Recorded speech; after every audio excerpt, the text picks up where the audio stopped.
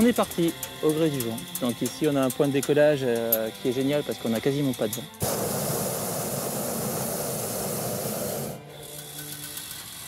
Puis c'est génial parce qu'on a la vue sur le château. Donc c'est le château de Hautefort. Ouais. On est sur un château qui est vraiment atypique par rapport au Périgord parce que la plupart des châteaux en Périgord sont plutôt des châteaux du type moyenâgeux. Et là on a un château qui a une base moyenâgeuse et qui a été remanié ensuite avec des architectes, ceux qui ont fait le château de la Loire derrière. Oui, il fait très Renaissance.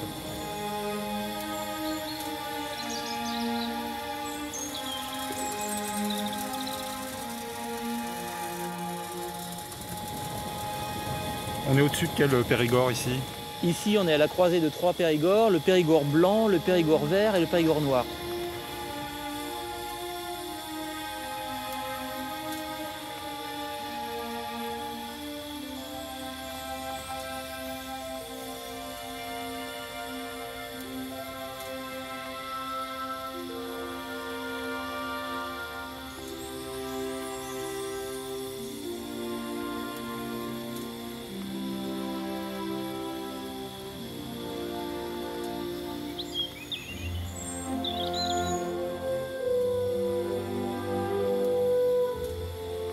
On a l'impression qu'on peut lire le paysage comme ça, ici. Exact.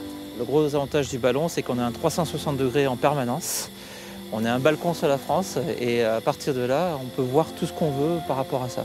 Typique le petit village périgourdin, il n'y a pas une seule maison neuve, toi, c'est la maison bourgeoise, les fermes à côté, le pigeonnier. Ouais, on voit bien l'organisation du village. Ouais, là c'est vraiment typique.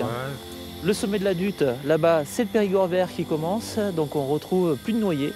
Cultures de noyers, elles ont disparu là-bas. Parce que c'est une zone justement qui est alluvionnaire sur laquelle on n'a pas de calcaire. Et dès qu'on remonte sur la butte, tac, on a des cultures de noyers sur la butte parce qu'automatiquement on retrouve la terre avec le calcaire. On a un autre petit château ici qui est planté au milieu des bois. Ce qui est bien, c'est qu'ici on a du joli patrimoine toujours un peu partout, quoi.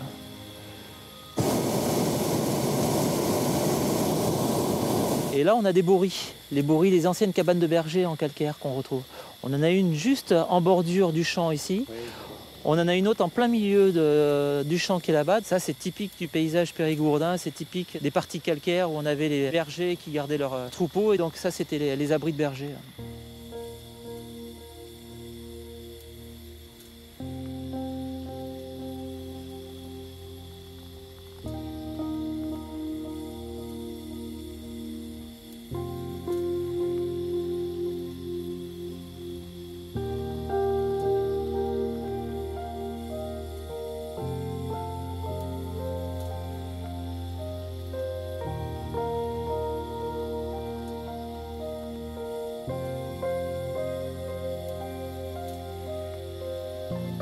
Regarde, 3 chevreuils. Ouais. C'est la mère avec les 2 petits de l'année dernière, ça. Oh, c'est pas mal. Ils vont ressortir dans le champ. Oui, voilà. Ah, ils vont dans le bois. Ils vont se planquer dans le bois. Voilà. Donc là, on va se laisser descendre à ras des arbres. On descend à la surface de la canopée, ramasser des feuilles, flirter avec la cime des arbres.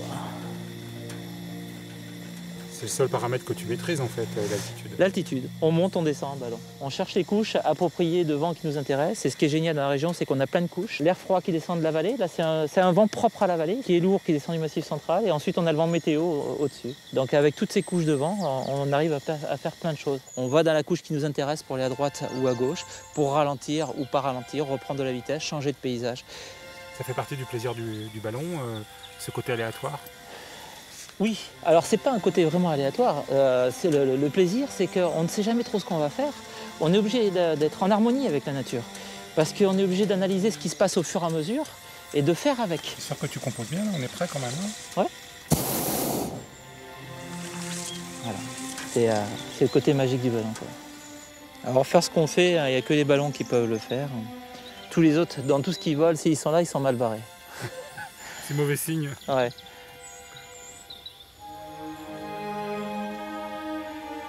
D'avoir cette vision-là de la forêt, on se sent vraiment privilégié, hein. C'est unique. Toi, ça te plaît toujours de faire du ballon? Ouais, ça, je veux dire, qui se lasserait de ça? Aller se balader comme ça, être privilégié à la cime des arbres et tout, aller effleurer la cime des arbres comme ça, aller cueillir quelques feuilles au-dessus. Qui se lasse de ça?